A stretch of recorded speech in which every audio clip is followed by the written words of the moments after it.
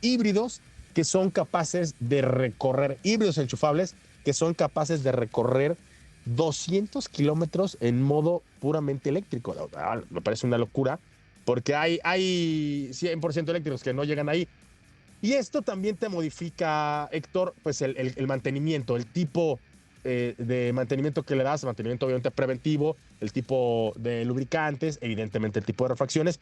Y de eso es de lo que quiero que platiquemos el día de hoy, cómo meterle mano a estos vehículos con las tecnologías tan innovadoras que están llegando. Así es, Cristian, amigos, muy buenas tardes. Bien dices el tema de ahora que está y ya cada vez hablamos más de electrificación y por supuesto hibridación.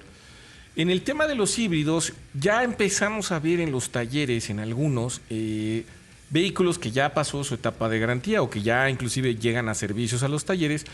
Y recordemos que el vehículo híbrido cuenta con este motor de combustión, el cual hay diferentes tamaños, diferentes cilindradas, pero sigue funcionando como el de siempre de toda la vida. Digo, por ahí hay unas variaciones en el sistema de inyección, en el sistema de distribución, etcétera, pero a final de cuentas, bujías, aceite y filtros siguen siendo pieza clave para esta motorización.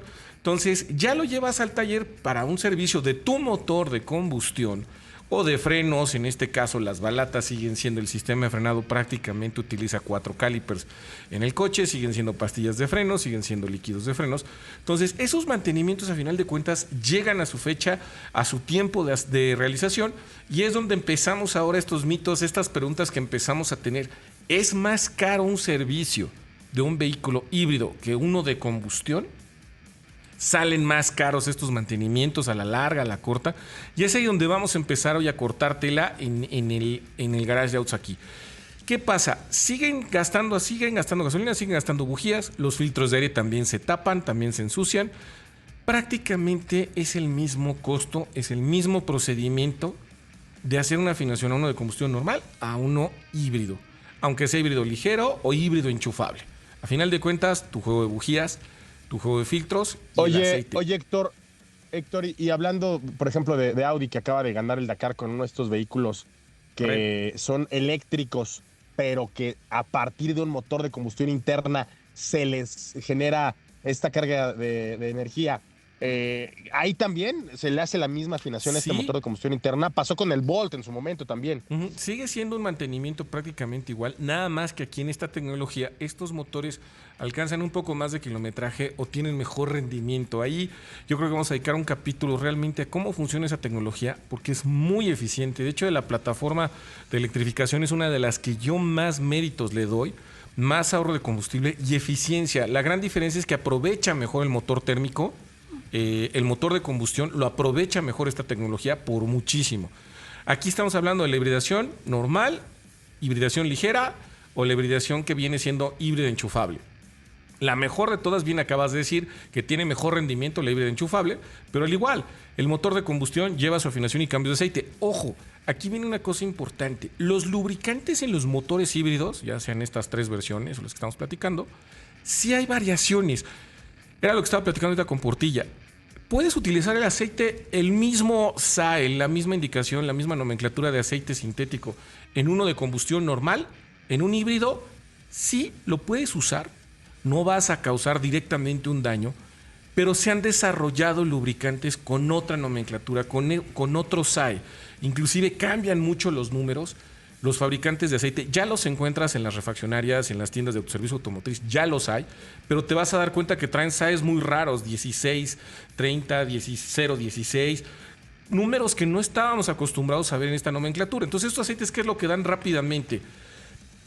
El sistema de los híbridos sabemos que arranca y se apaga continuamente el motor de combustión. Cuando le pides la asistencia, entra o trabaja.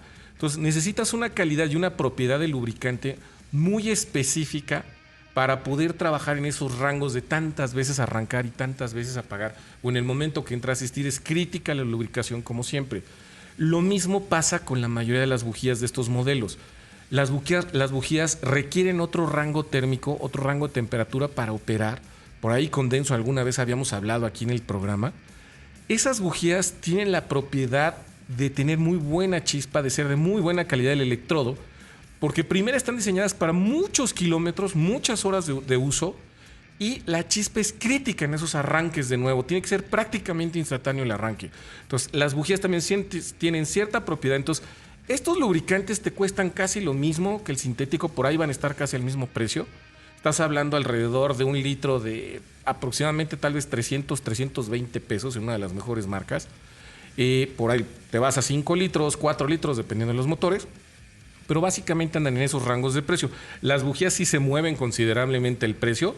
Estas bujías normalmente alcanzan el promedio de 400 a 600 pesos una bujía, y fuera en una tienda de autoservicio automotriz o refaccionaria, porque en la agencia llegan a ser a veces un poco más caras. Entonces por ahí se te mueven un poco los costos. Pero la afinación es el mismo procedimiento, prácticamente en la gran mayoría de los talleres se puede realizar porque no se toca el sistema eléctrico. Realmente no se invade para nada, nada más se tienen ciertas precauciones y se trabaja como si fuera cualquier motor ordinario de combustión. En los frenos, ahí sí hay un desfase, es donde más puedes notar que el mantenimiento de un híbrido es más económico.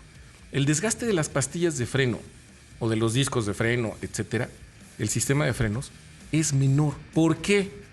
Todos los híbridos enchufables, ligeros y demás, la mayoría cuenta con este sistema que regenera corriente eléctrica, recarga las baterías a través de la inercia. Esto muchas veces cuando los hemos manejado quitamos el pedal del acelerador y sentimos cómo se frena un poquito, ¿sí? O si tocamos el pedal del acelerador un poco, inmediatamente sentimos la asistencia que regenera el voltaje y sientes cómo el coche frena, cómo se carga el coche. Y en algunos modelos encontramos estas paletas de cambio, por ahí en Honda las hemos visto, por ahí en otro tipo de vehículos. Mitsubishi también tiene ese sistema que le puedes graduar la intensidad del frenado, Volvo también la tiene por ahí. Entonces, ese ahorro, esa recarga de energía es un ahorro de frenado también. Y cuando vamos aprendiendo a manejar estos vehículos, recordemos que tiene su técnica de manejo, el cómo planeas, cómo empiezas a regenerar. Es donde vas a ver abismalmente un ahorro y más kilómetros en un juego de frenos. Claro. Oye, Pablito, hace un par de semanas hablamos acerca de todos los lubricantes y todos los fluidos que se ponían en los vehículos eléctricos y en los electrificados, ¿no? Allá en esa empresa. Sí, pero en ese trabajo era lo que necesita un 100% eléctrico, sobre todo lubricantes para mantener refrigerado el sistema de baterías, y además debe tener la propiedad que es dieléctrico, no permite la conducción de la electricidad y esencialmente esa es la diferencia. A ver si el siguiente trabajo hacemos algo al respecto de esto, Héctor. Sí, claro que sí. Vale, pues ahí está. Muchas gracias, Héctor. Regresamos. Vamos a un corte. Héctor Ruesga. Dime. Fíjate cómo la evolución de las propias marcas, la evolución de las tecnologías, la evolución de una gran cantidad de cosas alrededor de la movilidad también obligan a que la forma en la que damos mantenimiento preventivo a nuestros autos cambie, se modifique. Aquí lo interesante es ver cómo las propias firmas automotrices, con esto que nos dices, Pablo, pues van adecuando algo que es pues, un principio básico, el de tener lubricación, el de tener, el de evitar la fricción, porque el auto sigue moviendo. O sea, son cosas que aunque seas eléctrico, aunque seas solar, aunque seas de lo que quieras, que funciones con tequila, pues el coche sigue moviendo, sigue desgastando, ¿no? Sí, de hecho ahí, por ejemplo, en un sistema 100% eléctrico, todo el tren que sale ya después del motor en sí, pues también son engranes, también son flechas, también se requieren estos componentes para enviar justamente esa potencia a las ruedas que impulsan el vehículo, y eso sigue trabajando bajo el mismo principio de fricción y de contacto mecánico, lo cual requiere también de una lubricación, sobre todo hablando en términos más que aceites, ahí son grasas, ¿no?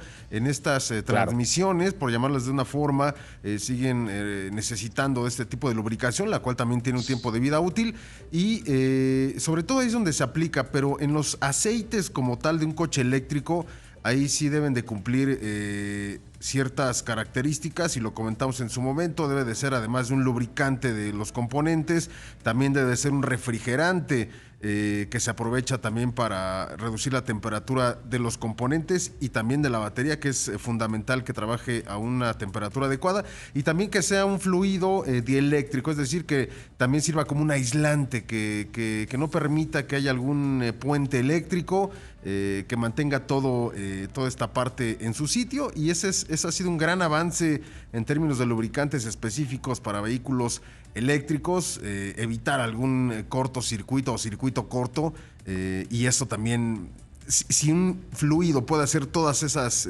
características de una sola vez, te ahorras mucho en otros aspectos. ¿Te recuerdas, Ricardo, que hace poquito más de un año estuvimos con la gente de Dow? Sí. Ellos precisamente nos hablaban de cómo tenían que aislar no solamente temas eléctricos, ellos están participando con el equipo Jaguar de la Fórmula E, sino a veces inclusive frecuencias, había que aislar este tipo de detalles, de comunicaciones, de vibraciones, de temperaturas. Había que mantener cierto aislante en cosas que antes pues, ni siquiera tenían la menor idea, ¿no? Que iban a poder comunicarse entre sí y esto generar pues algún ruido o generar algún mal funcionamiento. Pero bueno, de eso hay mucha tela donde cortar. A ver si un día nos ponemos a platicar un poquito más con tiempo de esto, Héctor. Ahora mismo, Luigi Pérez me está mandando una imagen que te hice llegar que me dice: buenas tardes, pregunta para el buen Héctor. ¿Sabrá qué significa este código en una Sorento 2018, mi querido Héctor Ruesga? Sí, efectivamente estaba checando el código de avería que le marcan. Muy probablemente escanearon su unidad y le arrojó este código. Ese código va dentro de la referencia de fallas del colector de admisión, del múltiple de admisión. En el motor de Sorento tiene este sistema de admisión variable, ya sea que reduce los puertos o los hace más, los agranda para flujo de aire. Por ahí puede ser que esté trabajando mal ese motor, que es el que actúa, el actuador que le llamamos, o tenga una fuga o esté chupando aire por algún lado. Hay un proceso de diagnóstico, hay unas tablas que probablemente los talleres deben de tener y es la Biblia para poder diagnosticar estas fallas, pero sí va de la mano de ahí. Pero antes de cambiar un múltiple de admisión o un sensor o un servomotor, todo eso, hay una rutina de diagnóstico, entonces hay que seguirla, tratar de seguirla al pie de la letra, además de la experiencia que se va teniendo en este tipo de fallas. Entonces, por ahí pueden utilizar una máquina de humo para ver si hay alguna fuga o por algún lado está chupando este múltiple de admisión, que son muy susceptibles a eso. Y por el año 2018, por ahí puede ser que ya tengas un tema en empaques, en el sellado de este sistema de admisión. Hay que revisarlo a detalle, pueden ser varias cosas, pero sí requiere un poquito de tarea de diagnóstico. Ya. Oigan, y también